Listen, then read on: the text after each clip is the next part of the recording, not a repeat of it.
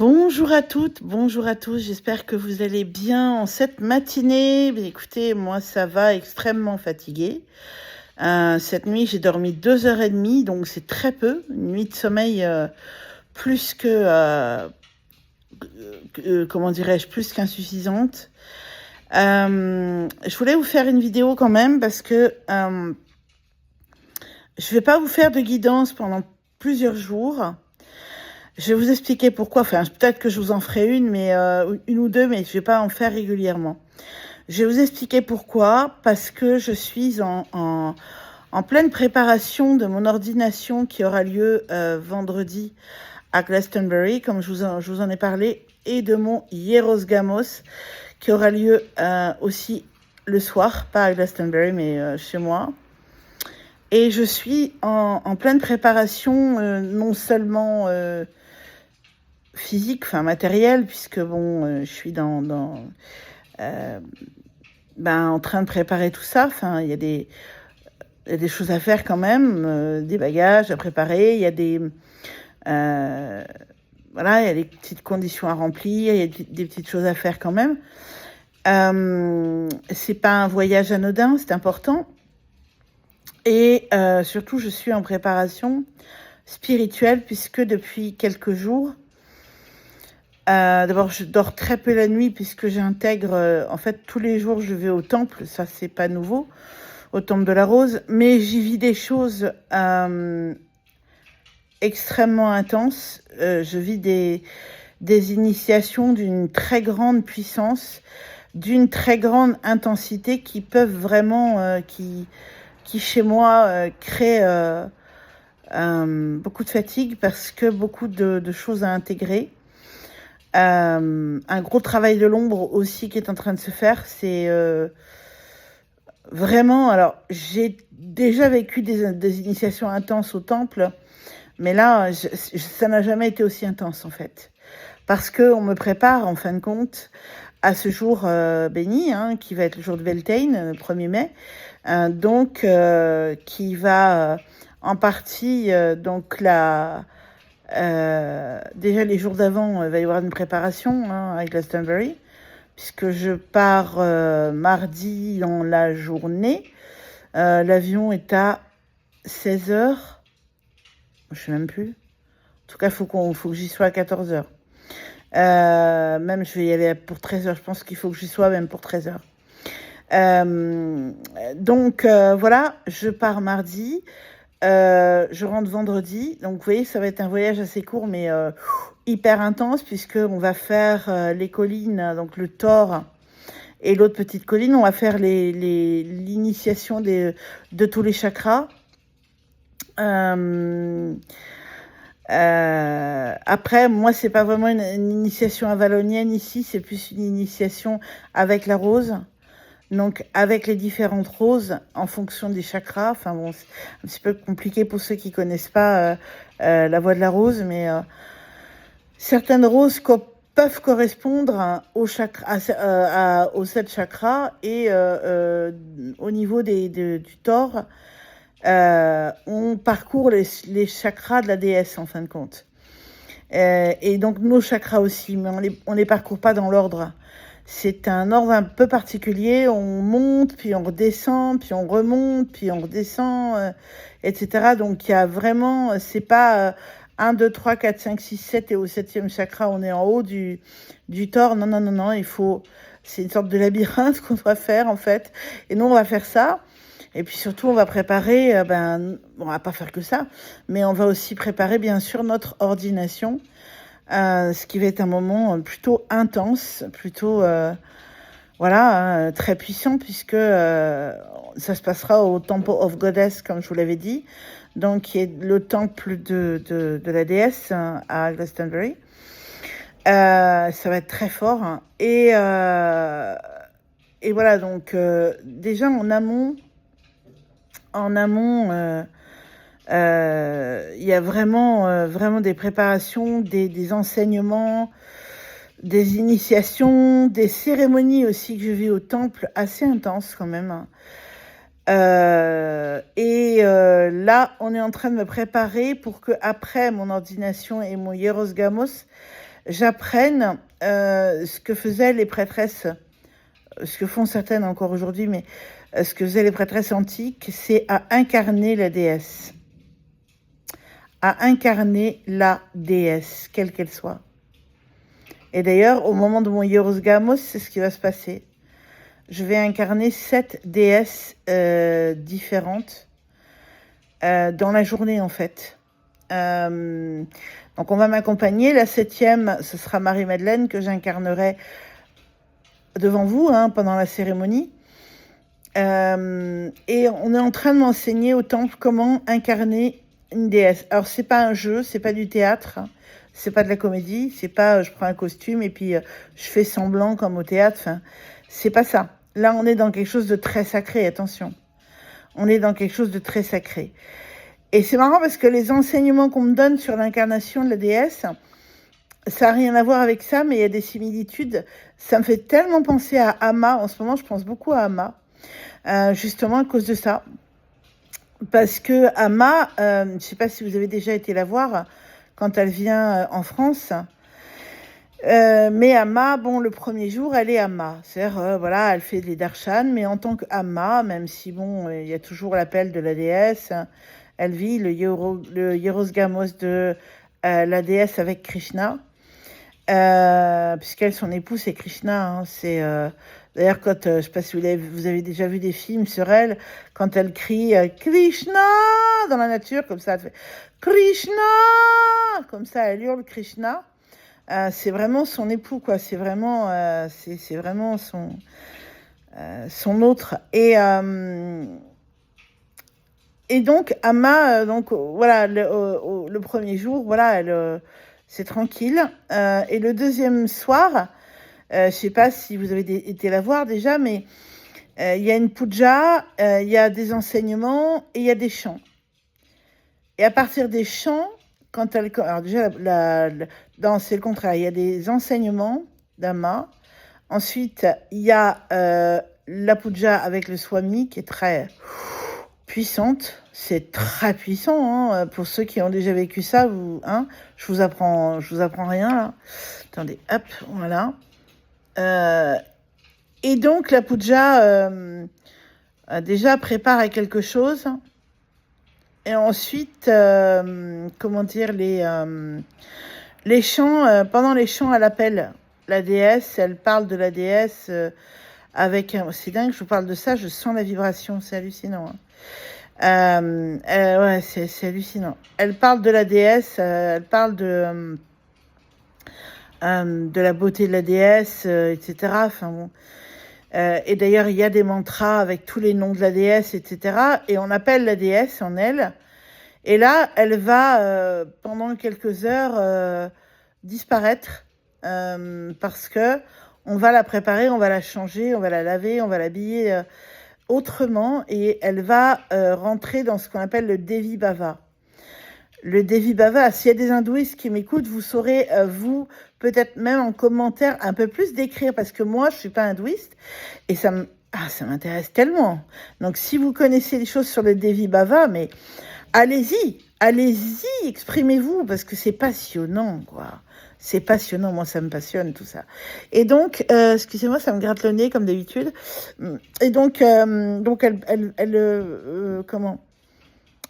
commence à se préparer pour son Devi Bhava. Donc, on l'habille magnifiquement avec des... Moi, j'ai une poupée d'Amma, et donc j'ai tous ses vêtements en modèle réduit. J'ai des vêtements de la vie normale, de quand elle fait des choses, des cérémonies, etc. Déjà, c'est très joli.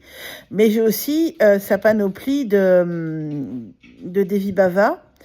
Et donc, je peux vous dire comment elle est habillée, parce que j'ai pu toucher... le modèle réduit, parce que je l'ai, la poupée, avec les vêtements. Et d'ailleurs, les modèles réduits, c'est des vrais vêtements d'Amma qui, à chaque fois, sont décousus et repris en modèle poupée. Mais c'est à partir de ces vrais vêtements. Et donc Amma, elle a, comment dire, souvent une jupe magnifique. Elle a un sari. Alors la jupe, déjà, elle est... je sais pas comment vous décrire, c'est brillant, enfin, après, je pourrais pas vous dire les couleurs vraiment, mais c'est magnifique. Elle a, je pense, un petit haut. Je crois me souvenir qu'elle a un petit haut. Elle a un magnifique sari. Elle a un collier, ouais, un collier indien, mais je sais pas trop vous décrire. C'est comme un collier, je sais pas comment vous dire. Elle a un collier indien, quoi. Elle a un autre collier, c'est comme des pièces, des petites pièces d'argent qui sont trouées, je pense, et du coup, elles sont enchevêtrées les unes aux autres et comme si elles étaient un peu en spirale. Mais c'est pas une spirale. Elles sont tout au long du collier, mais elles se touchent sur les bords. Et du coup, ça crée quelque chose de très joli, comme un éventail, si vous voulez, de pièces. Oui, c'est ça, on peut dire ça. Un éventail en long, comme ça, en longueur, sur le collier, de pièces d'argent. Enfin, je pense que c'est de l'argent, enfin, couleur argent en tout cas. Elle porte un trident, donc c'est comme un bâton avec donc vous avez un manche en bois, puis vous avez comme une griffe avec trois dents, enfin je sais pas comment expliquer, un trident quoi. Elle porte une couronne magnifiquement belle sur la tête, elle porte des boucles d'oreilles, voilà, elle est trop jolie quoi. Ouais, elle est magnifique quoi, elle est magnifique.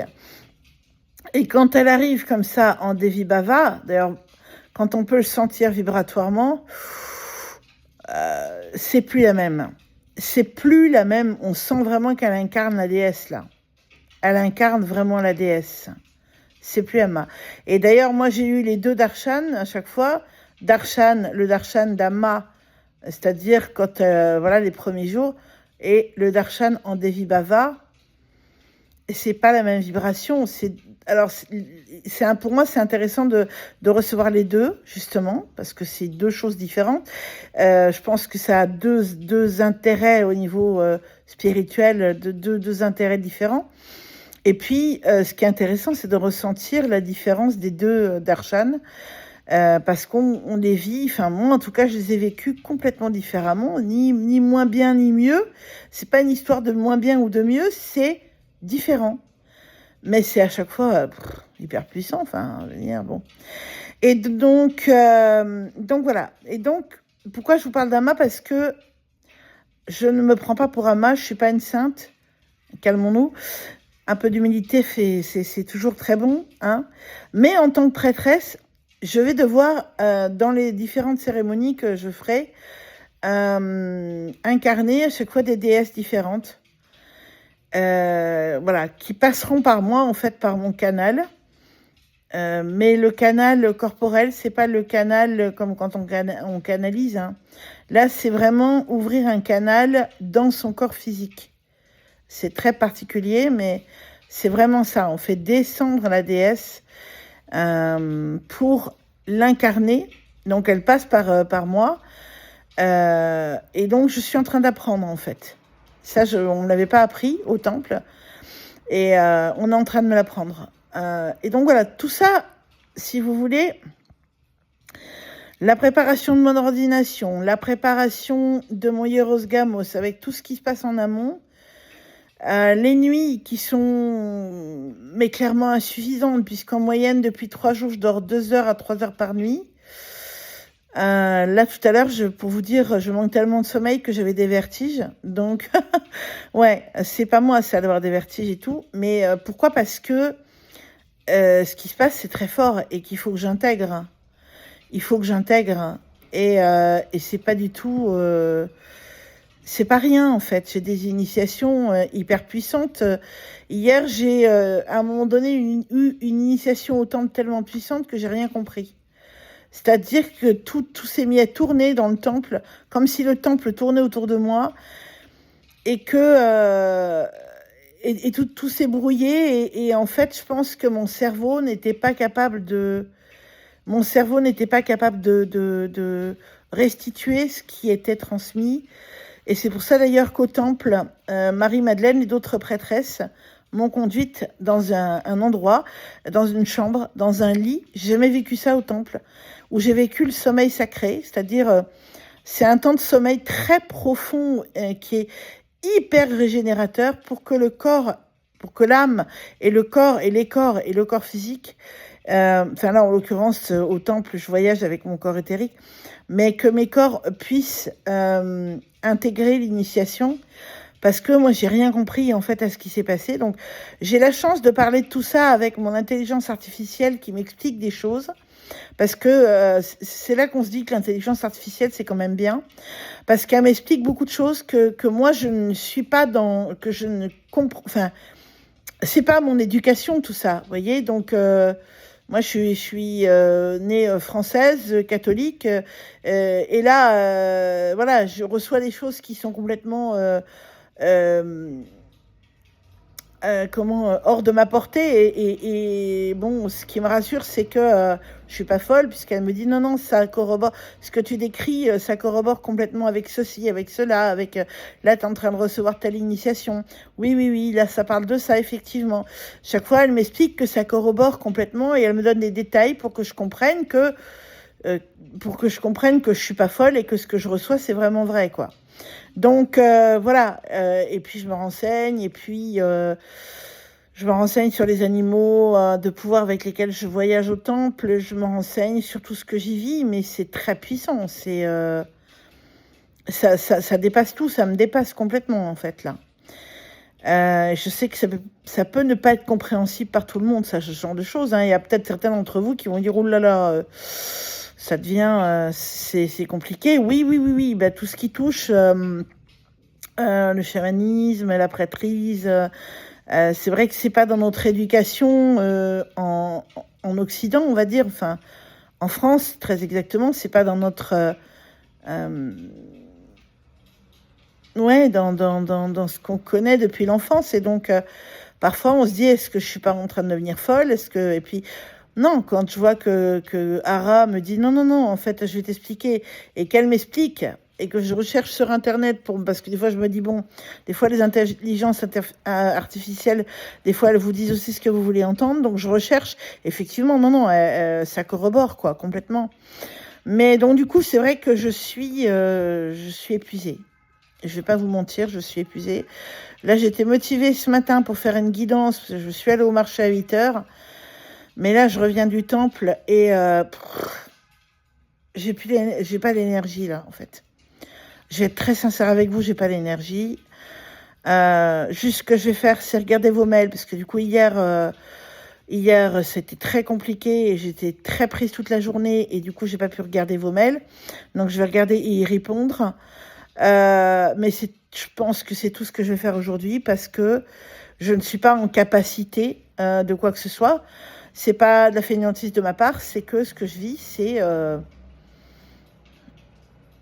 le mot qui me vient, c'est inestimable. Ce matin, j'ai voyagé avec j'étais avec la Rose Noire. J'ai vécu des trucs complètement hallucinants. La Rose Noire, elle est hallucinante. Et Marie-Madeleine m'a dit quelque chose qui m'a énormément touchée. Elle m'a dit, je te fais gardienne de la Rose Noire. Et être gardienne de la Rose Noire, c'est accompagner les gens dans leur propre alchimisation, dans leur propre travail de l'ombre. Et c'est sûr qu'en tant que mentor, pour accompagner des futures prêtresses, en tant qu'enseignante et mentor, bien sûr que on va travailler l'œuvre noire avec la rose noire, qui va être le travail des ombres. Moi, j'ai travaillé ça, mais elle est revenue ce matin.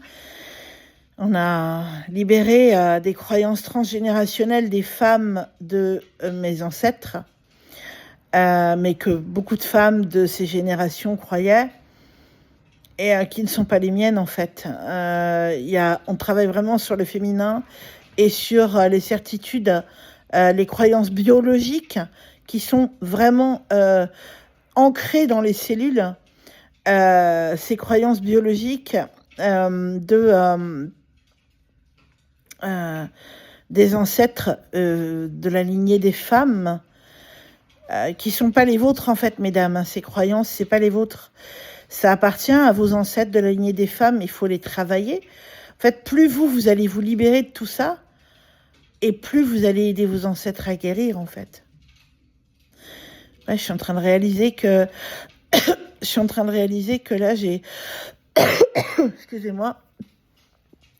Je suis en train de réaliser que j'ai ce matin aidé mes ancêtres de la lignée des femmes à guérir. Et ça, c'est pas rien en fait, c'est pas rien. Donc moi, je guéris, mais elles aussi. Et c'est tellement de joie. C'est tellement de joie. Mais oui, c'est puissant. C'est très puissant. Donc oui, excusez-moi si je suis moins présente du coup. Mais c'est vrai que c'est compliqué.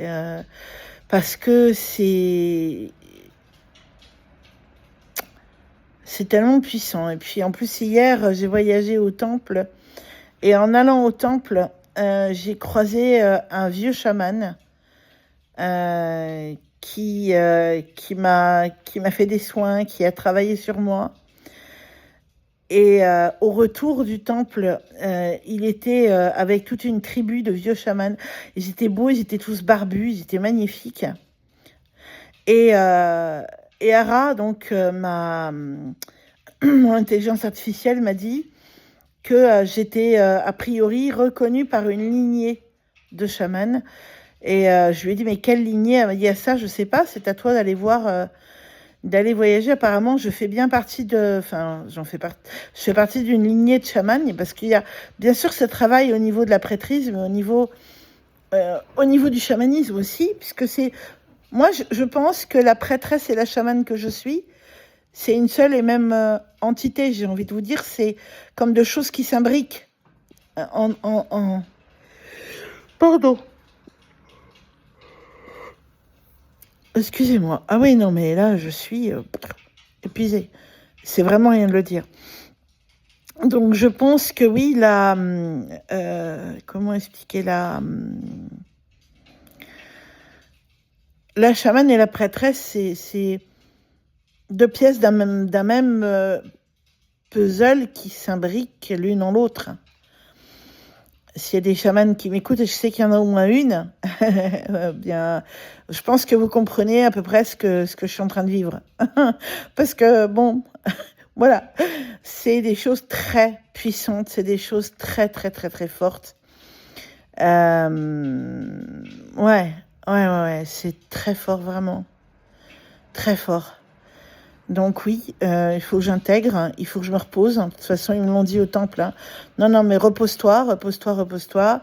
Tu n'en reviendras que plus en forme, tu n'en reviendras que plus au service, etc. Mais voilà, là, il faut que je m'éclipse pendant quelques jours, je pense, pour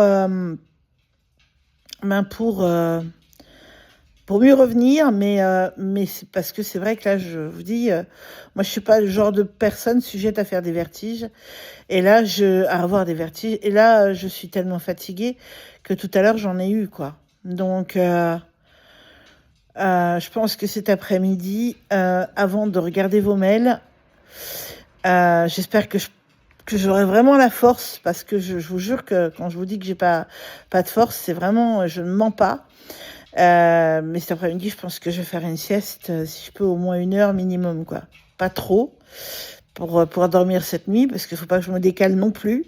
Mais il faut que je me repose, parce que c'est beaucoup, beaucoup, beaucoup d'intégration. C'est... Ouais, non, c'est vraiment... C'est très, très, très, très, très, très puissant. Extrêmement puissant. En plus, je travaille avec des déesses en ce moment comme Bastet. Je sais pas si vous voyez. Bastet, c'est waouh, la lionne, la féline, le pouvoir du féminin royal. Hein, vraiment, c'est la reine, la souveraine en son royaume. La sauvage et en même temps la sage. L'instinctive et la sage, quoi. Hein, c'est la féline, c'est la chatte et la lionne en même temps. Oui, Bastet, c'est voilà, je travaille beaucoup avec elle en ce moment au temple. C'est Ah non, non, ça,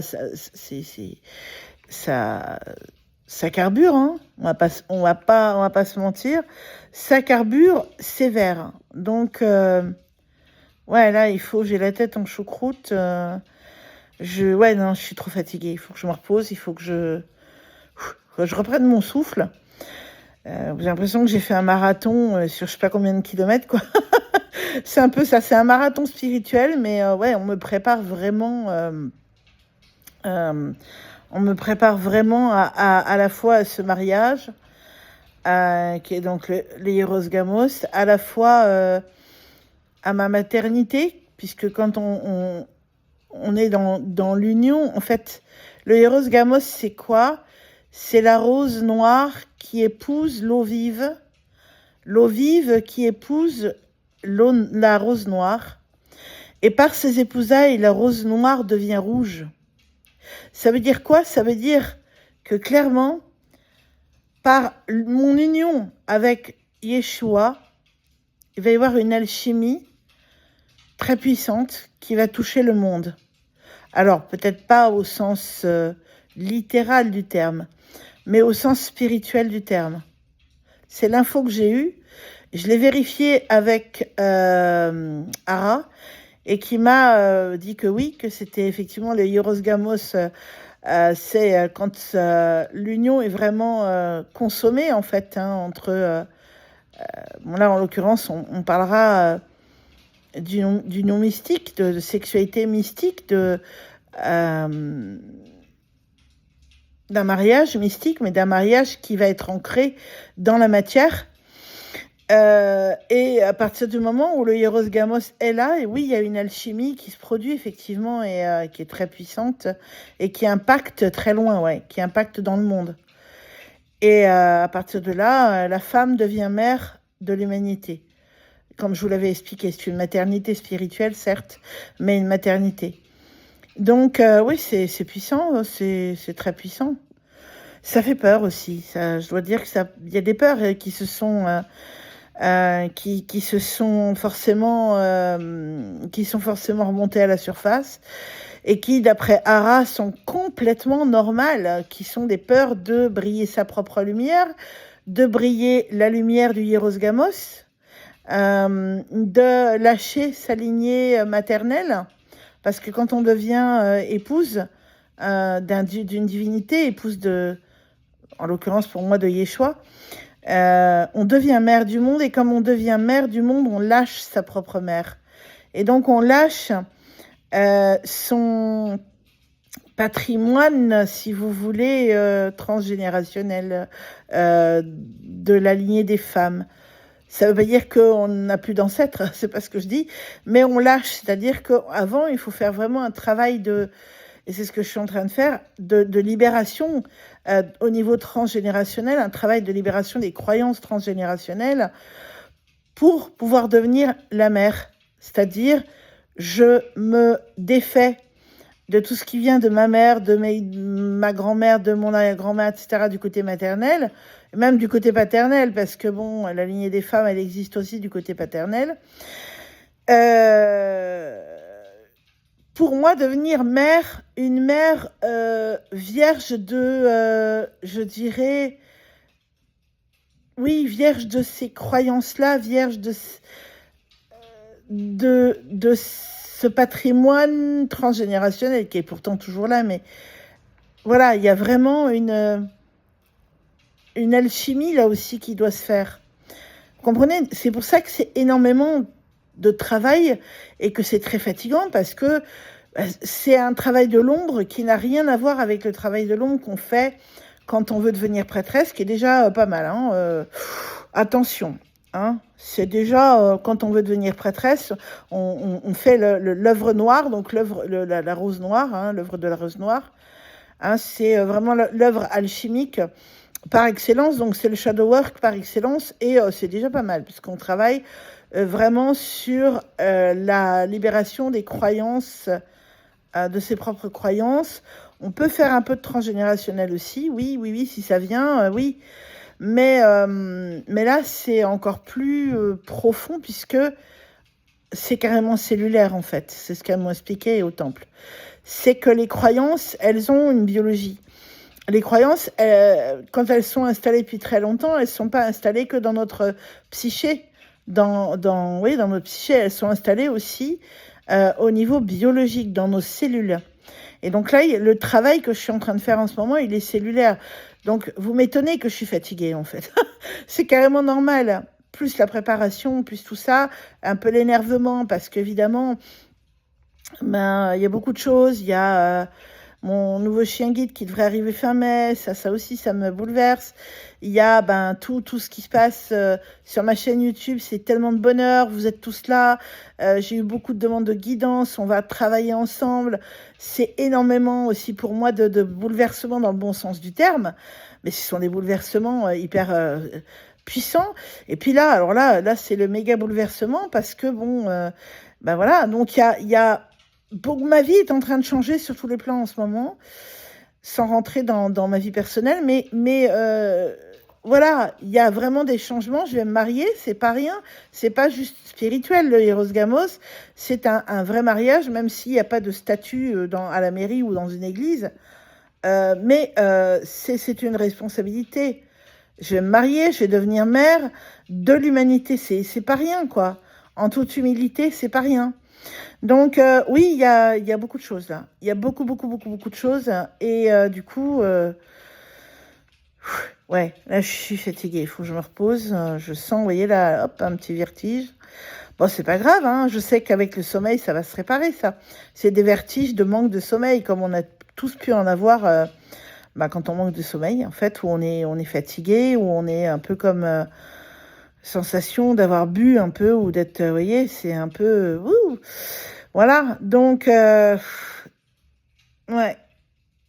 c'est vraiment très puissant tout ça. Très, très, très, très puissant. Voilà.